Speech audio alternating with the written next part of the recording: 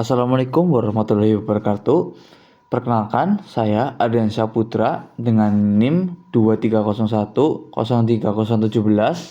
semester 3 kelas A.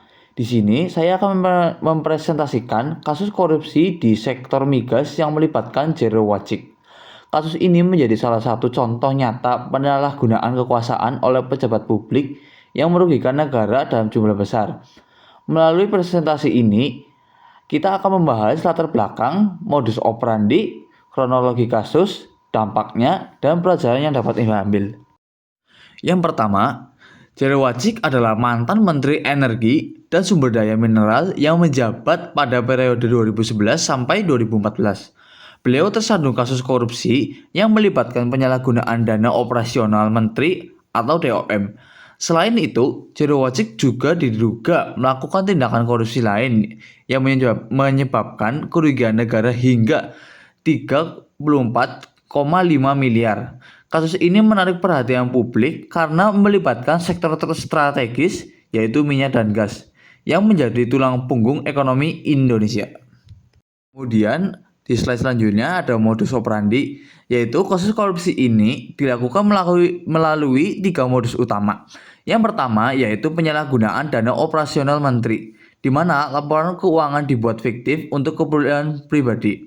Kedua, ada pungutan liar dari sejumlah kegiatan di kementerian yang melibatkan pemaksaan terhadap bawahannya. Ketiga, ada penggelembungan anggaran atau markup pada proyek kegiatan kementerian.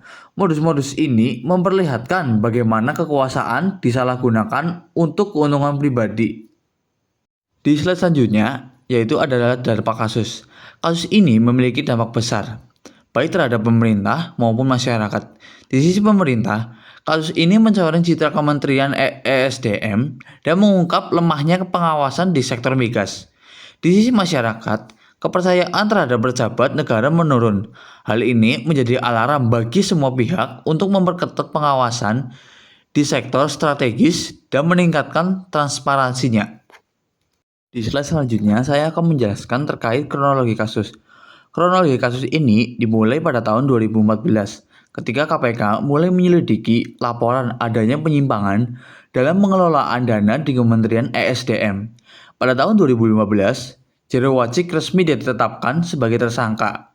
Proses persidangan memutuskan hukuman 8 tahun penjara dan denda sebanyak atau total 300 juta.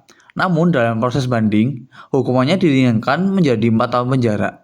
Kasus ini menunjukkan bagaimana sistem hukum berjalan, meskipun sempat mendapat kritik terkait pengurangan hukuman. Kemudian, pelajaran dari kasus ini.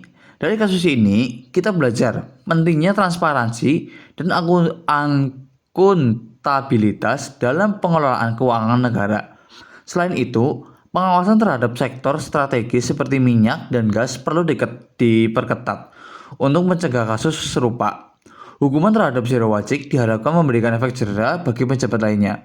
Namun, kita juga harus mendorong reformasi sistem agar budaya anti korupsi benar-benar terwujud. Kemudian, kesimpulan dan penutupnya, dari kasus Jero Wacik menunjukkan betapa merugikannya korupsi, terutama di sektor strategis seperti migas. Reformasi sistem pengelolaan sumber daya alam sangat dibutuhkan untuk mencegah penyalahgunaan kekuasaan. Kita juga harus terus mendukung upaya pemberantasan korupsi di Indonesia untuk menciptakan pemerintahan yang bersih dan terpercaya. Terima kasih atas perhatiannya. Sekian presentasi dari saya. Kurang lebihnya mohon maaf. Wassalamualaikum warahmatullahi wabarakatuh.